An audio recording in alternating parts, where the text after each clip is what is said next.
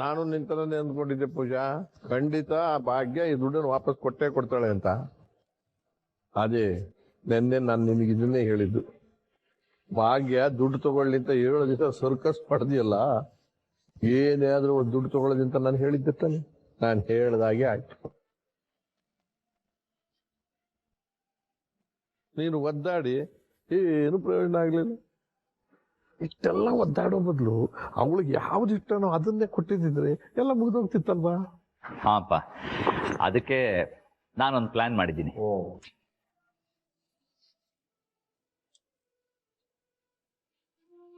ಆಫೀಸಲ್ಲಿ ದೊಡ್ಡದಾಗಿ ಒಂದು ಸೆಲೆಬ್ರೇಷನ್ ಪ್ಲಾನ್ ಮಾಡೋಣ ಅಂತ ಅನ್ಕೊಂಡಿದ್ದೀನಿ. ಆ ಸೆಲೆಬ್ರೇಷನ್ ಅಲ್ಲಿ ಭಾಗ್ಯ ಅವ್ರಿಗೆ ಥ್ಯಾಂಕ್ಸ್ ಹೇಳ್ಬೇಕು ಅನ್ಕೊಂಡಿದ್ದೀನಿ.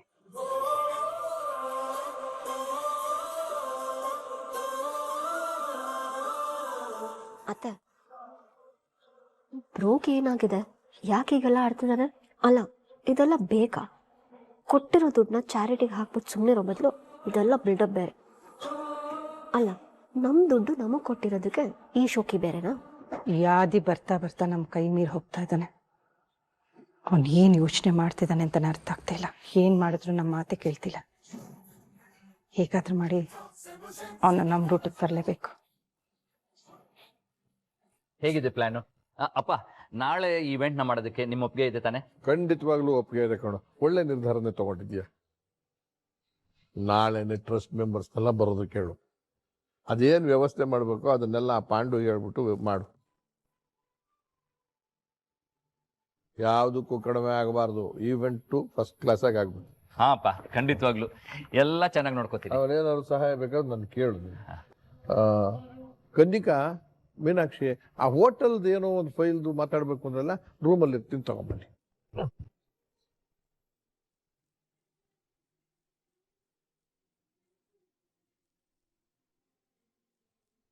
ಅರೆ, ಏನಿಬ್ರು ಹಾಗೆ ನಿಂತ್ಬಿಟ್ರಿ? ನನ್ನ ಮಾತಾಡ್ಸ್ತಾನೆ ಇಲ್ಲ. ಓ, ನನ್ನ ಮೇಲೆ ಇನ್ನೂ ಕೋಪನಾ? ಕೋಪ ಬಂದಿದ್ದೇನೋ ನಿಜನೇ ಅಣ್ಣ, ಆದ್ರೆ ಅದು ಕೋಪ ಅಲ್ಲ, ಬೇಜಾರು. ನೀನು ಯಾರಿಂದನೂ ವಿಚಾರ ಮುಚ್ಚಿಟ್ಟಿದ್ದಿದ್ರೆ ನನಗಿಷ್ಟು ಬೇಜಾರಾಗ್ತಿರ್ಲಿಲ್ಲ. ಆದ್ರೆ ನನ್ನಿಂದನೂ ವಿಷಯ ಮುಚ್ಚಿಟ್ಟಿದ್ಯಲ್ಲ, ಅದಕ್ಕೆ. ಅಲ್ಲ, ಯಾಕಣ್ಣ ಮುಚ್ಚಿಟ್ಟೆ? ನನಗೇನಾದ್ರೂ ಹೇಳಿದ್ದಿದ್ರೆ ನಾನು ನಿಮಗೆ ಸಪೋರ್ಟ್ ಮಾಡ್ತಿರ್ಲಿಲ್ವಾ? ಇದೇ ವಿಷಯಕ್ಕೆ ಅಕ್ಕನ ಮೇಲೆ ನನಗೂ ಕೋಪ ಬಂದಿರೋದು. ಒಂದೇ ಒಂದ್ ಮಾತು ಈ ತರ ಅಂತ ನನಗೆ ಅವಳು ಹೇಳಿದಿದ್ರೆ ನಾನು ಅವಳಗ್ ಸಪೋರ್ಟ್ ಮಾಡ್ತಿದ್ದೆ. ಏನೇ ನಡೆದ್ರು ಹೇಳ್ಕೊತಾಳೆ. ಆದ್ರೆ ಇದೊಂದು ವಿಷಯ ಯಾಕೆ ಮುಚ್ಚಿಟ್ಲು ಅಂತಾನೆ ನಾನು ತುಂಬಾ ಬೇಜಾರು.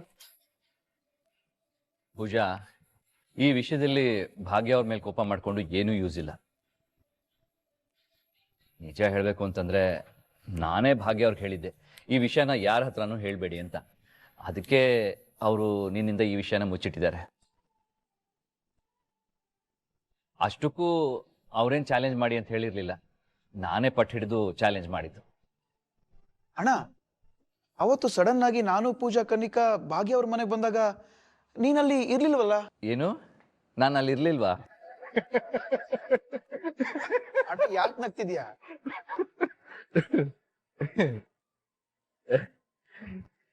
ನೀವು ಅವತ್ತು ಸಡನ್ ಆಗಿ ಅಲ್ಲಿ ಬಂದ್ರಲ್ಲ, ಏನಾಯ್ತು ಗೊತ್ತಾ?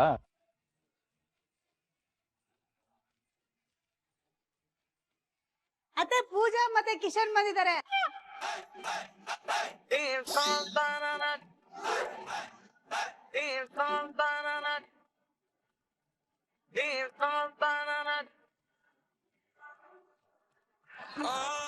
ಏನ್ ಮಾಡ್ತಿದ್ದೀರಾ? ಅದು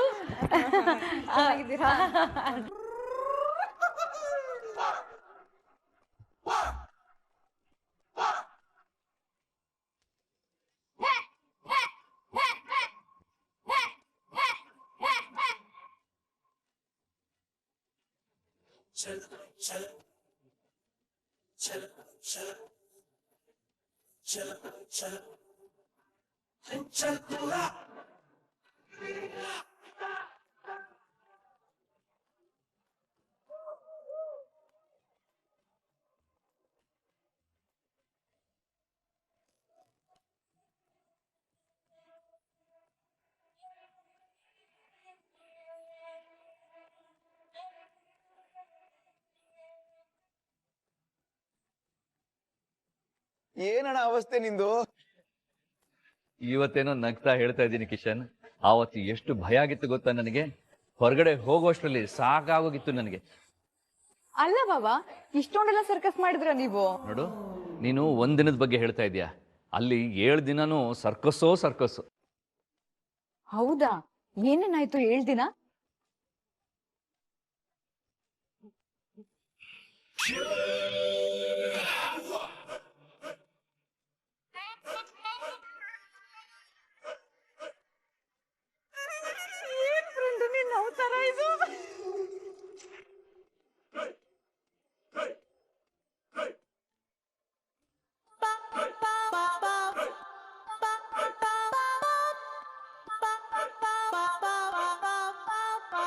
ಸಾಕಣ, ಸಾಕು. ಏನ್ ಬಾಬಾ ಇದು, ಒಂದಕ್ಕೊಂದು ಎಲ್ಲಾ ಸರ್ಕಸ್ ಸೂಪರ್ ಆಗಿದೆ. ಹಾ ನಿಂತ್ಕೊಂಡು ಕೇಳ್ತಾ ಇರೋ ನಿಮಗ್ ಚೆನ್ನಾಗ್ ಅನ್ಸುತ್ತೆ, ಅಲ್ಲಿ ಒದ್ದಾಡಿರೋ ನನಗ್ ಗೊತ್ತು ಆ ಪರಿಸ್ಥಿತಿ ಏನು ಅಂತ. ಆದ್ರೂ ಬಾಬಾ, ನೀವ್ ಏನೇ ಹೇಳಿ ಇಷ್ಟೆಲ್ಲ ಒದ್ದಾಡಿರೋದು ಒಂದ್ ಒಳ್ಳೆ ಮೆಮೊರಿ ಅಲ್ವಾ ನಿಮ್ಗೆ? ಒಳ್ಳೇದಷ್ಟೇ ಅಲ್ಲ ಪೂಜಾ, ಅದ್ಭುತವಾದಂಥ ಮೆಮೊರೀಸ್. ನಿಜ ಹೇಳ್ಬೇಕು ಅಂತಂದ್ರೆ ಅಲ್ಲಿಗೆ ಹೋಗೋ ಮುಂಚಿನ ಜೀವನ ಏನಾದ್ರು ಹೇಳಿ ಅಂತಂದ್ರೆ ಹೇಳೋಕೆ ಏನೂ ಇರಲಿಲ್ಲ. ಬೆಳಗ್ಗೆ ಎದ್ದೇಳು, ರೆಡಿ ಆಗು, ಆಫೀಸ್ಗೆ ಹೋಗು, ಮೀಟಿಂಗ್ ಅಟೆಂಡ್ ಮಾಡು, ಮನೆಗೆ ವಾಪಸ್ ಬಾ, ಮಲ್ಕೋ, ಅಷ್ಟೇ. ಆದ್ರೆ ಮಿಡ್ಲ್ ಕ್ಲಾಸ್ ಜೀವನನ ನಡ್ಸೋಕೆ ಶುರು ಮಾಡ್ನಲ್ಲ, ಆವಾಗ ನಿಜವಾಗ್ಲೂ ಅರ್ಥ ಆಯ್ತು ಜೀವನ ಏನು ಅಂತ. ಬೆಳಗ್ಗೆ ಎದ್ದೇಳು, ಮನೆ ಕ್ಲೀನ್ ಮಾಡ್ಕೋ, ತಿಂಡಿಗೆ ರೆಡಿ ಮಾಡು, ತಿಂಡಿ ತಿನ್ನು, ಆಫೀಸ್ಗೆ ರೆಡಿ ಆಗು, ಟೈಮ್ ಸರಿಗೆ ಬಸ್ ಕ್ಯಾಚ್ ಮಾಡ್ಕೊಂಡು ಆಫೀಸ್ಗೆ ಹೋಗು, ಅಲ್ಲಿ ಮೀಟಿಂಗ್ ಅಟೆಂಡ್ ಮಾಡು, ಮತ್ತೆ ಬರ್ತಾ ಸಾಯಂಕಾಲ ತರಕಾರಿ ತಗೊಂಬ, ಬಟ್ಟೆ ಹೋಗಿ ಒಣಗಿಸು, ಐರನ್ ಮಾಡು, ಮತ್ತೆ ಊಟ ಮಾಡು. ಅಯ್ಯೋ ಅಮ್ಮ, ಎಷ್ಟು ಕೆಲಸ ದೇವ್ರೆ, ಹೇಳ್ತಿದ್ರೇನೆ ಉಸಿರು ಕಟ್ಟುತ್ತೆ ನೋಡು. ಅಲ್ಲಣ್ಣ, ನೀನೊಂಥರ ಈ ಅಡ್ವೆಂಚರ್ ಟ್ರಿಪ್ಪಿಗೆ ಹೋಗಿ ಬಂದಿದ್ ಫೀಲ್ ಆಗಿರುತ್ತಲ್ಲ? ಹೌದು ಕಿಶನ್, 100% ಅಡ್ವೆಂಚರ್ ಟ್ರಿಪ್ಪೇ ಅದು. ಕಿಶನ್, ಹನಿಮೂನ್ಗೇನೋ ಹೊರಟಿದ್ಯಂತೆ? ನಾನು ಒಬ್ನೇನಲ್ಲ, ಪೂಜೆನೂ ಬರ್ತಾಳೆ. ತರ್ಲೆ, ನನಗೆ ಮದುವೆ ಆಗಿಲ್ಲ ನಿಜ, ಆದ್ರೆ ಹನಿಮೂನ್ಗೆ ಯಾರು ಹೋಗ್ತಾರೆ ಅಂತ ತುಂಬಾ ಚೆನ್ನಾಗಿ ಗೊತ್ತಿದೆ. ಪೂಜನ್ನು ಸೇರಿಸ್ಕೊಂಡೆ ಕೇಳ್ತಾ ಇದ್ದೀನಿ. ಹನಿಮೂನ್ಗೆ ಹೊರಟಿದ್ದೀರಂತೆ, ನಾನು ಮನೇಲಿ ಇರ್ಲಿಲ್ಲ ಅನ್ನೋ ಕಾರಣಕ್ಕೆ ಪೋಸ್ಟ್ಪೋನ್ ಮಾಡ್ಕೊಂಡಿದ್ದೀರಂತೆ, ಹೌದಾ? ಇಬ್ರಿಗೂ ಸಾರಿ. ಪೂಜಾ, ಎಷ್ಟು ಬೈಕೊಂಡೆ ನನ್ನ? ಅಯ್ಯೋ, ಎಲ್ಲಾದ್ರೂ ಉಂಟಾ ಬಾಬಾ, ನಾನ್ ಯಾಕೆ ನಿಮ್ಮನ್ ಬೈಕೊಳ್ಳಿ? ಅದೇ, ನಾನು ಮನೇಲಿ ಇಲ್ದೆ ನೀವು ಹನಿಮೂನ್ಗೆ ಹೋಗಕ್ಕಾಗ್ಲಿಲ್ಲ ಅಂತ ಬೈಕೊಂಡಿರ್ತೀಯ. ಹಾಗೇನಿಲ್ಲ ಭಾವ. ಅಂದ್ರೆ ನಿನಗೆ ಹನಿಮೂನ್ಗೆ ಹೋಗಕ್ ಇಷ್ಟ ಇಲ್ಲ?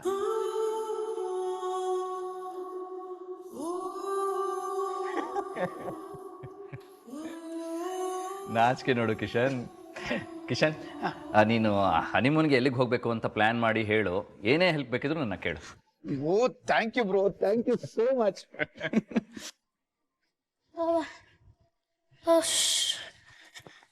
ಯಾಕೋ ಸುಸ್ತಾಯ್ತೇನೋ? ಸ್ವಲ್ಪ ಅಜ್ಜಿ. ಎಲ್ಲಿ ನಿನ್ ಬಾಕ್ಸಿಂಗ್ ಹೇಳ್ಕೊಡೋ ಸಾರು ಏನೇನ್ ಹೇಳ್ಕೊಟ್ಟ?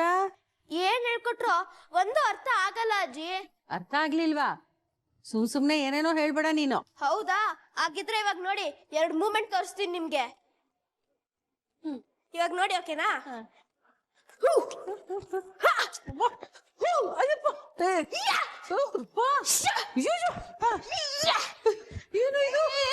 ಏನೋ ಮಾಡ್ತಿದ್ಯಾ? ಅಜ್ಜಿಗೆ ಯಾಕೋ ಕಾಟ ಕೊಡ್ತಿದ್ಯಾ? ಇಲ್ಲ ಇಲ್ಲ, ಕಾಟ ಏನಿಲ್ಲ. ಆ ಬಾಕ್ಸಿಂಗ್ ಅಲ್ಲಿ ಏನ್ ಹೇಳ್ಕೊಟ್ಟಿದ್ದಾರೆ ತೋರ್ಸು ಅಂದ್ರೆ ಅದಕ್ಕೆ ಅವನ್ ಕರಾಮತ್ನ ತೋರಿಸ್ತಾ ಇದ್ದಾನೆ. ನೋಡಿದ್ರೆ ತುಂಬಾ ಖುಷಿ ಆಗ್ತಾ ಇದೆ ಭಾಗ್ಯ ನಂಗೆ. ಹಾ ಅತ್ತೆ, ಇದೇ ಆಸಕ್ತಿ ಕೊನೆ ತನಕ ಇದ್ರೆ ಸಾಕು. ಹೋಗು, ಸ್ಕೂಲಿಗೆ ರೆಡಿಯಾಗಿ ಹೋಗು.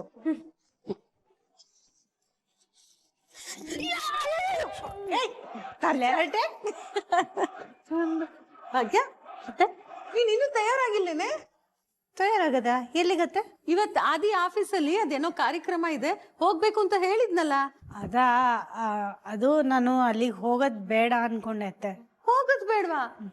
ಪಾಪ, ಅವ್ನ್ ಬನ್ನಿ ಅಂತ ಕರೆದಿದ್ದಾನೆ, ಹೋಗ್ದಿದ್ರೆ ಹೇಗಾಗತ್ತೆ? ಅಲ್ಲ ಅತ್ತೆ, ಆ ದುಡ್ಡನ್ನ ನಾನೇ ಕೊಟ್ಟಿದ್ದು ಅಂತ ಎಲ್ರ ಮುಂದೆ ಹೇಳ್ಕೊಳ್ಳೋದು ನನ್ಗೆ ಇಷ್ಟ ಇಲ್ಲ ಅತ್ತೆ. ತುಂಬಾ ಮುಜುಗರ ಆಗುತ್ತೆ.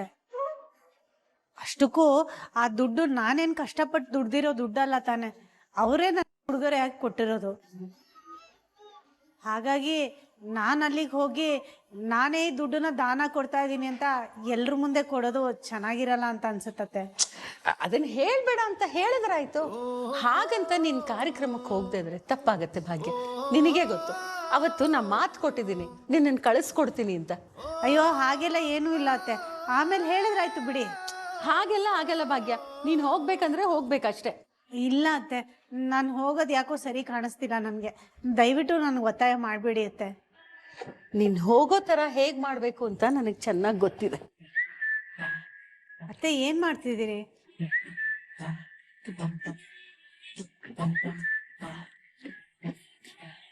Hi friend, good morning. Good morning ಗೆಳತಿ.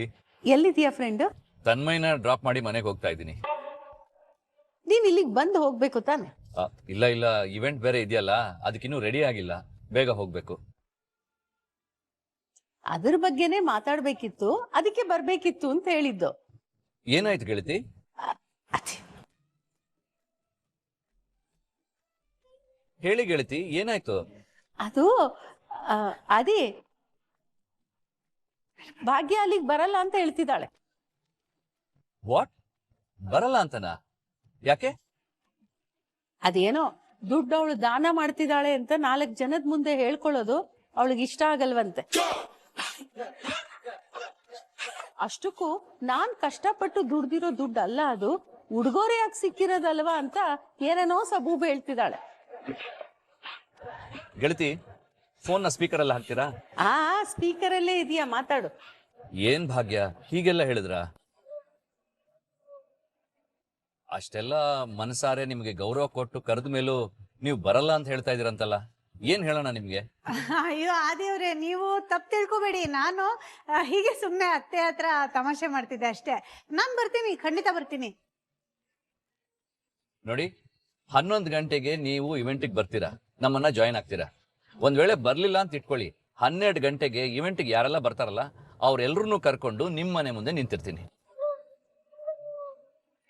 ನಿಮ್ ಮನೆ ಮುಂದೆನೆ ಇವೆಂಟ್ ಮಾಡೋಣ, ಸರಿನಾ? ಅಯ್ಯೋ ಹಾಗೆಲ್ಲ ಏನು ಮಾಡಕ್ ಹೋಗ್ಬಿಡಿ, ನಾನು ಬರ್ತೀನಿ, ಖಂಡಿತ ಬರ್ತೀನಿ, ಪಕ್ಕ.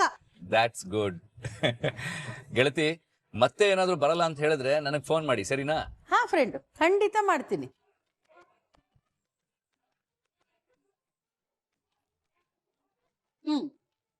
ಈಗ ಹೋಗ್ತೀಯೋ ಇಲ್ವೋ ತಯಾರಾಗಿ? ಅತ್ತೆ ಇದು ತುಂಬಾ ಮೋಸ ಅತ್ತೆ.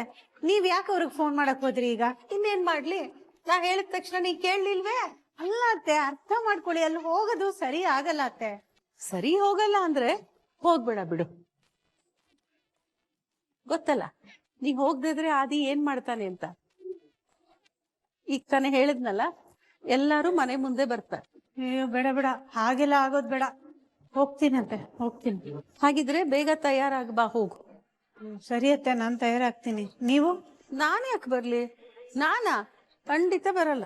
ಅದ್ ಹೇಗಾಗತ್ತೆ? ನನ್ನನ್ನು ಕರ್ಕೊಂಡು ಹೋಗ್ತೀನಿ ಅಂತ ಆದಿಯವ್ರಿಗೆ ಮಾತು ಕೊಟ್ಬಿಟ್ಟು ಇವಾಗ ಬರಲ್ಲ ಅಂದ್ರೆ ಹೇಗೆ? ನಾನು ಹಾಗೆ ಹೇಳಲೇ ಇಲ್ಲ. ಅಯ್ಯೋ, ನಾ ಹೇಳಿದ್ದು ನೀ ಬರಲ್ಲ ಅಂತ ಹಠ ಮಾಡಿದ್ರೆ ನಾನ್ ಕರ್ಕೊಂಡ್ ಬರ್ತೀನಿ ಅಂತ. ಓ. ಈಗ ನೀನಾಗೆ ಒಪ್ಕೊಂಡಿಯಲ್ಲ ನಾ ಬರ್ತೀನಿ ಅಂತ, ಇನ್ ನಾನ್ ಏನಕ್ ಬರ್ಬೇಕು? ನೀ ಹೊರಡು. ಅತ್ತೆ ಹೀಗ್ ಗಳಿಗೆಗೊಂದು ಮಾತಾಡಿದ್ರೆ ಸರಿ ಹೋಗಲ್ಲ, ನೀವು ಬರ್ಲೇಬೇಕು ಅಷ್ಟೇ. ನಾ ಬರಲ್ಲ ಭಾಗ್ಯ. ಓ ಹೌದಾ ಅತ್ತೆ, ನೀವು ಬರಲ್ವಾ? ಸರಿ ಬಿಡಿ, ನನ್ನ ಹತ್ರನೂ ಆದಿಯವ್ರ ನಂಬರ್ ಇದೆ, ಫೋನ್ ಮಾಡ್ತೀನಿ. ಬೇಡ ಬೇಡ ಬೇಡ ತಾಯಿ, ನಾ ಬರ್ತೀನಿ. ಇದಿಷ್ಟು ಕೆಲಸ ಮುಗಿಸ್ಬಿಟ್ಟು ತಯಾರಾಗಿ ಬರ್ತೀನಿ, ನೀನ್ ಹೋಗಿ ತಯಾರಾಗು. ಅದು ಕವರಲ್ಲಿ ಹಾಕಿಡಿ, ಅರ್ಜೆಂಟ್ ಏನಿಲ್ಲ.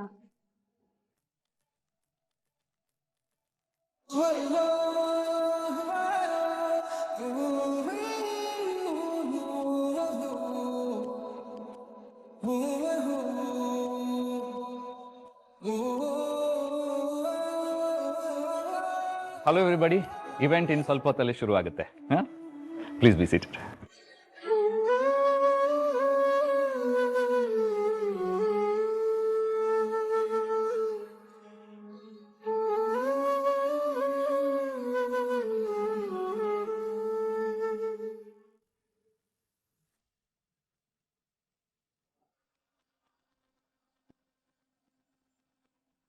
ವಾಹ್, ಏನು ಇಷ್ಟು ಗ್ರ್ಯಾಂಡಾಗೆಲ್ಲ ಡೆಕೋರೇಟ್ ಮಾಡಿದ್ದಾರೆ.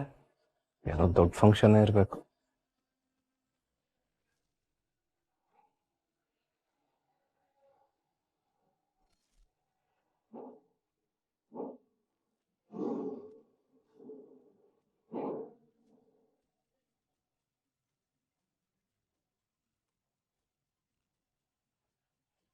ಓ ಮೈ ಗಾಡ್, ಈ ಮನುಷ್ಯನು ಬಂದಿದ್ದಾರಾ? ಇವ್ರ ಕಣ್ಣಿಗೆ ಏನಾದರೂ ಬಿದ್ದರೆ ಅಷ್ಟೇ, ಇದೇ ಇವೆಂಟ್ನಲ್ಲೇ ನನ್ನ ತಿಥಿ ಆಗೋದು ಗ್ಯಾರಂಟಿ. ಪುಣ್ಯ ಅವ್ರು ನನ್ನ ಇನ್ನೂ ನೋಡಿಲ್ಲ. ಅವ್ರ ದೃಷ್ಟಿಗೆ ಬೀಳದೇ ಇರೋ ಹಾಗೆ ಹೇಗಾದ್ರೂ ಮಾಡಿ ಮ್ಯಾನೇಜ್ ಮಾಡಬೇಕು.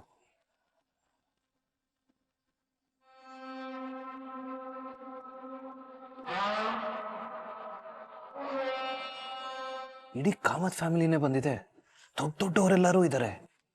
ಅಂದರೆ ಇದು ಯಾವುದೋ ದೊಡ್ಡ ಇವೆಂಟೇ ಇರಬೇಕು. ಅದು ಏನಾದರೂ ಆಗಲಿ, ಇವ್ರ ಕಣ್ಣಿಗೆ ಮಾತ್ರ ನಾನು ಕಾಣಿಸ್ಕೋಬಾರ್ದು.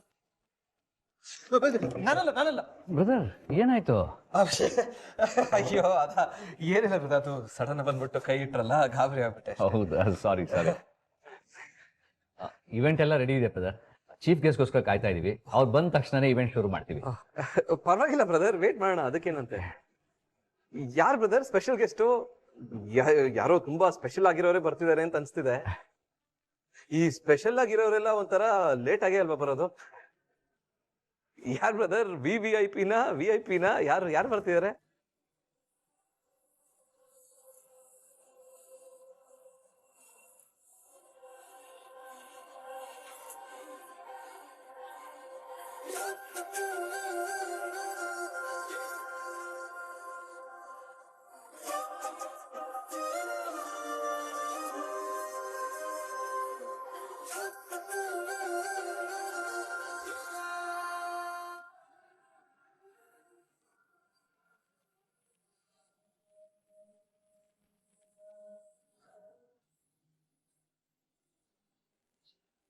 ಬಂದ್ರೆ ನೋಡಿ ನಮ್ಮ ಚೀಫ್ ಗೆಸ್ಟ್.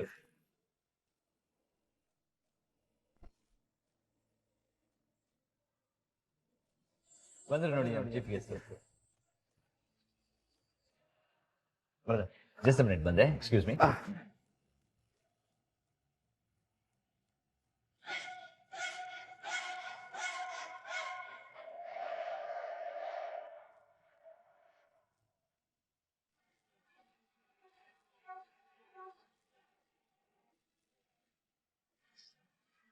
ಭಾಗ್ಯವ್ರೆ, ಹಾಯ್ ಗೆಳತಿ.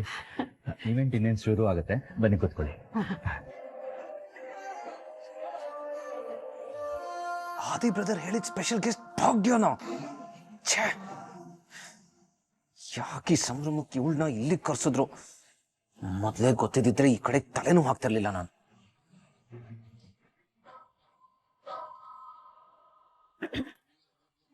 ಅತ್ತೆ, ಇದೇನತ್ತೆ ಎಲ್ರು ನಮ್ ಕಡೆ ಹೀಗ್ ನೋಡ್ತಾರೆ? ಮತ್ತೆ ಇನ್ನೇನ್ ಮಾಡ್ತಾರೆ? ಎಲ್ಲರಿಗಿಂತ ಈ ಮುಖ್ಯ ಅತಿಥಿಗಳು ಬರ್ತಾರಲ್ಲ, ಆತರ ನಾವಿಷ್ಟು ತಡವಾಗಿ ಬಂದ್ರೆ ಗುರಾಯಿಸ್ದೆ ಇನ್ನೇನ್ ಮಾಡ್ತಾರೆ? ಕಾರ್ಯಕ್ರಮ ನಮ್ಮಿಂದ ತಡ ಆಗೋಯ್ತು ಏನು? ಇರ್ಲಿ ಬಾ, ಪರವಾಗಿಲ್ಲ. ಪ್ಲೀಸ್ ಬನ್ನಿ ಕೂತ್ಕೊಳ್ಳಿ.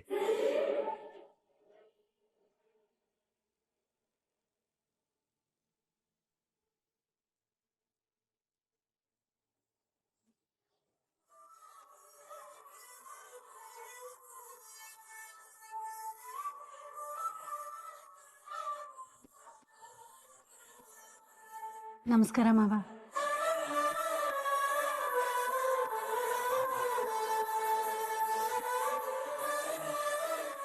ಮಾವಂಗೆ ಇನ್ನೂ ನನ್ನ ಮೇಲೆ ಕೋಪ ಹೋಗಿಲ್ಲ ಅನ್ಸುತ್ತೆ.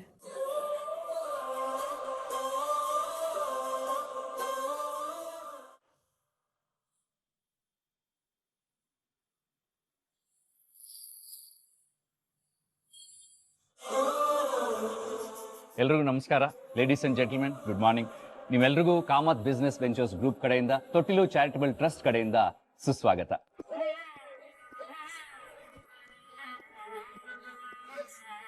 ನಿಮ್ಮೆಲ್ಲರೂ ಒಟ್ಟಿಗೆ ಈ ರೀತಿ ನೋಡಿ ತುಂಬಾ ದಿನಗಳೇ ಆಗೋಗಿದ್ವು. ನಮ್ಮ ಕುಟುಂಬನ ಈ ರೀತಿ ಒಟ್ಟಿಗೆ ನೋಡೋದಕ್ಕೆ ನನ್ಗೆ ತುಂಬಾ ಖುಷಿ ಆಗ್ತಾ ಇದೆ.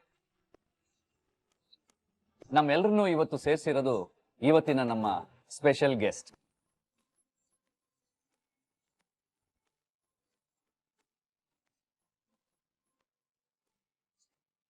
ನೋಡಿ, ನಾವು ಹೊಟ್ಟೆ ತುಂಬಾ ತಿಂದ ಮೇಲೆ ಅನ್ನ ಹೆಚ್ಚಿಗೆ ಇರೋವಾಗ ದಾನ ಮಾಡೋದು ದೊಡ್ಡ ವಿಷಯ ಅಲ್ವೇ ಅಲ್ಲ. ಆದ್ರೆ ನಾವೇ ಹಸ್ಕೊಂಡಿರೋವಾಗ ನಮ್ಮ ತಟ್ಟೆಯಲ್ಲಿರೋ ಅನ್ನನ ಇನ್ನೊಬ್ಬರಿಗೆ ದಾನ ಮಾಡೋದಿದೆಯಲ್ಲ, ಅದು ನಿಜವಾದ ತ್ಯಾಗ.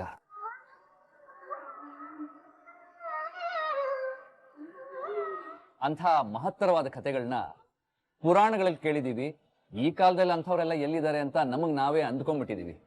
ಆದ್ರೆ ಅದು ಸುಳ್ಳು. ಇವತ್ತಿಗೂ ಒಳ್ಳೆತನ ಇದೆ. ಇವತ್ತಿಗೂ ಒಳ್ಳೆಯವರು ನಮ್ಮ ಮಧ್ಯೆನೇ ಇದ್ದಾರೆ. ಅದಕ್ಕೆ ಉದಾಹರಣೆನೇ ಇವತ್ತಿನ ನಮ್ಮ ಸ್ಪೆಷಲ್ ಗೆಸ್ಟ್.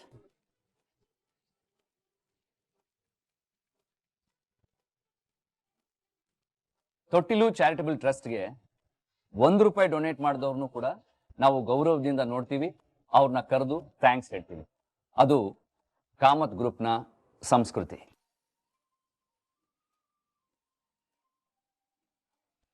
ನಮ್ಮ ಟ್ರಸ್ಟ್ಗೆ ದೇಶ ವಿದೇಶಗಳಿಂದ ಡೊನೇಟ್ ಮಾಡಿದ್ದಾರೆ. ಆದ್ರೆ ಇತ್ತೀಚೆಗೆ ಒಬ್ಬ ಸ್ಪೆಷಲ್ ಡೋನರ್ ನಮ್ಮ ಟ್ರಸ್ಟ್ಗೆ 25 ಲಕ್ಷ ಡೊನೇಟ್ ಮಾಡಿದ್ದಾರೆ. ಅದು ಇದುವರೆಗೆ ನಮಗೆ ಬಂದಿರುವಂತ ಹೈಯೆಸ್ಟ್ ಅಮೌಂಟ್ ಡೊನೇಟ್.